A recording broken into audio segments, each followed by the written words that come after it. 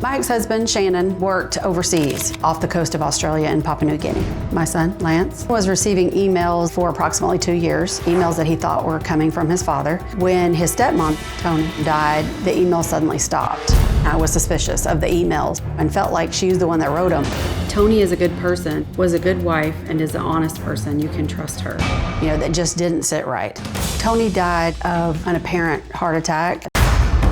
LaPorte police are accusing Ivy's ex-wife, Tony Ivy Stinnett, of killing him. I believe Tony shot Shannon in the back of the head, put him in her storage facility, and left him there for 2 years. As soon as they found the body, we knew the emails were fake, that there was foul play involved. The police, they had already confiscated her computer, and they found evidence of the emails that she sent. I never in a million years would have thought she was trying to pretend he was still alive. Lance is traumatized by his father's murder. He was given an honorable discharge because they knew the behavior he was exhibiting was not his normal behavior. He was distraught, very emotional, and had a hard time with ship life at that point. Lance is having a really hard time moving on. He is very withdrawn. Lance is using video games as an escape, almost like a drug, to not have to deal with his grief. Do you feel like I am pushing you to get over this? It's just really hard to get past it. Lance has made it his mission and his full-time job to find out exactly what happened. There's so much noise going on in his head. I'm hoping that he can just put this tragedy behind him and move on with his life.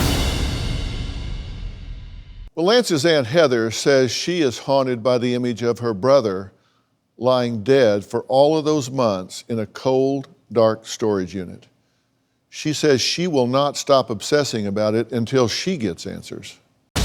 I feel haunted by my brother's death. It took forever for me to get a hold of someone at the police office. The police investigation was very strange.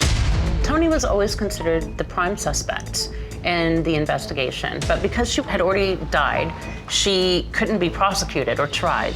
I did a lot of investigation on my own with the help of my family. I called neighbors. The next door neighbor told us there was a pod and a dumpster that had been sitting in the driveway for months. I began reading through the 50-page long autopsy report. He must have been in bed asleep when he was shot.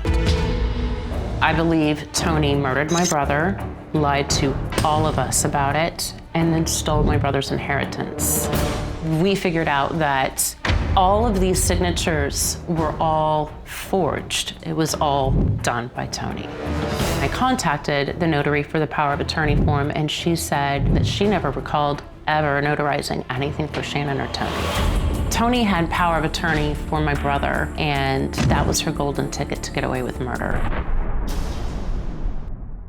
Okay, well, first, let me say to you both, I'm very sorry for your loss. Thank you. I mean, this is terrible. You've lost your brother, and I know that he was your ex-husband, as the father of your son, and I know this is terrible for both of you. Now, you believe that she was not in this alone, correct? Correct. True. Yes. Why do you think that? She was only like 5'2". She had gone through multiple surgeries. Double knee replacement, right? Yes. There was no way that she could have, and also the police felt the same way too, that there was no way that she could have done this, wrapped his body and lifted it and moved it into a car all by herself. He was over 6 feet tall, too. Right, and Right. 240 pounds, right? Right. Do you have any theory as to why she would do this? I think that, you know, when people work overseas, they make really good money. So my theory is that she shot him to be able to take all the money that he had out of the bank. And you believe that he was shot in his sleep? Yeah, that's my theory. I think that after reading the autopsy report, he was just wearing a t-shirt, his underwear, and socks.